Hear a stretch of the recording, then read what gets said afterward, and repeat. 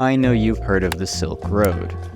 LSD, cocaine, and ecstasy are now just a click of a mouse away. It sounds like the plot of a movie. The drug kingpin, who goes by the name Dread Pirate Roberts, involves a little-known part of the internet known as the dark web. I mean, it was the biggest drug marketplace on the dark web. And if you actually pay attention to some of these other markets, you'll know that exit scams are not too uncommon, especially when a marketplace gets too big and law enforcement starts closing in on the owners. This is where Incognito Market comes in. This website was mainly known for, well, selling narcotic. The website was managed by a user going by the alias Pharaoh. Yeah, that's Pharaoh, but just spelled wrong, but I'll just call him Pharaoh from now on. He launched the site in late 2020, and from here different vendors flocked from other marketplaces to advertise their product, and a new community of drug dealers and sellers start, fighting for both reputation and customers. For 4 whole years, these vendors shipped tens of millions of products in exchange for cryptocurrency like Monero. The reason these guys are using Monero is because it's one of very few cryptocurrencies with privacy features. For example, Monero has ring signatures, which mix your transaction details with a group of others, making it super tricky for anyone to trace your money's path. Plus, it uses stealth addresses that keep your receiving address hidden and one time only, so each time money comes your way, it's to a new untraceable address. This doesn't mean these guys don't accept Bitcoin or even Litecoin, it's just that privacy-oriented coins like Monero are usually preferred. This all came to a stop on February 28, 2024, when withdrawals for all users suddenly stopped working. Bitcoin withdrawals had failed before due to some glitches in the system, but this was the first time every withdrawal network was failing.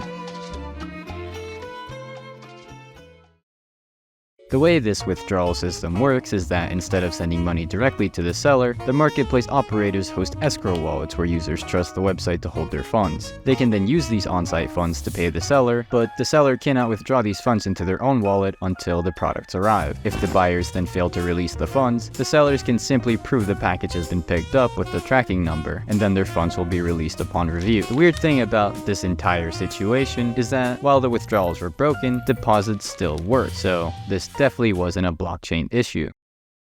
A few days later, the homepage is updated and a blackmail message from Pharaoh is posted, saying, "Expecting to hear the last of us yet? We got one final nasty surprise for y'all. We've accumulated a list of private messages, transaction info, and order details over the years. You'll be surprised at the number of people that relied on our auto-encrypt functionality. And by the way, your messages and transaction IDs were never actually deleted after the expiry. Surprise, surprise. Anyway, if anything were to leak to law enforcement, I guess nobody ever slipped up.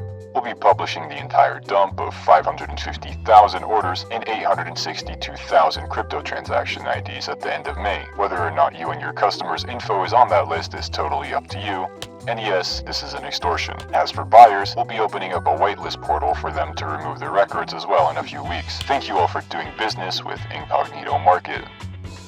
Below this message, a payment status list naming all the top vendors on the site was also published. The names displayed here in red are users who haven't paid, and the green ones are users who did. Each vendor also had to pay a different price based on vendor levels, so users who had sold less drugs would have to pay $100, while level 5 vendors, the most reputable on the site, had to cough up 20 grand just to be safe. The owner of the biggest Darknet forum in the world, Dread, is one of the first people to know about this exit scam. Him and Pharaoh had been talking business for a while about a different website Pharaoh owned, darknetlive.com. This is a new site dedicated to fraudsters and scammers on the Darknet, basically anything Darknet related. This conversation heated up right around when the exit scam happened, and while Hugbunter, the owner of Dread, says he only wanted the domain to make sure it wouldn't be used maliciously, Pharaoh's response was simply to try and bribe him with the domain to try and get him to delete all posts from users reporting this big exit scam. Big mistake. He of all people should know I can't be bought, and I won't hesitate to confirm the exit.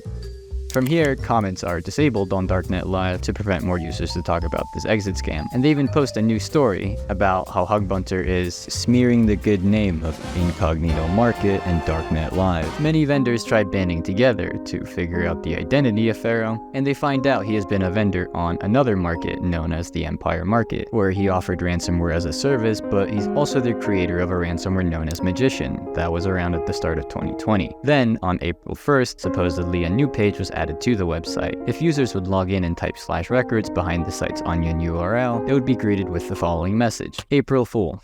we were just trolling. Your data were actually deleted as specified. Let me just put this into perspective for you real quick. They robbed all the escrow wallets on their website for almost a week straight, whilst claiming it was just withdrawal issues. Then they pulled the rug and demanded money, or else all vendors' information would be revealed, even going as far as saying they would demand money from customers later on. Then when things started heating up, it's suddenly just a big April Fool's joke. Another thing you should know is that it actually said on the website before that the prices the vendors would have to pay would double on April 1st. This obviously didn't happen. This story definitely isn't over yet, and I'm sure Pharaoh will be back on a new marketplace, whether he'll be some sort of vendor, start a new market, or just be staff on an already existing forum. It's very common for these guys to start up a new business again on a new identity, since everything is anonymous. In the meantime, I don't know, don't buy drugs online.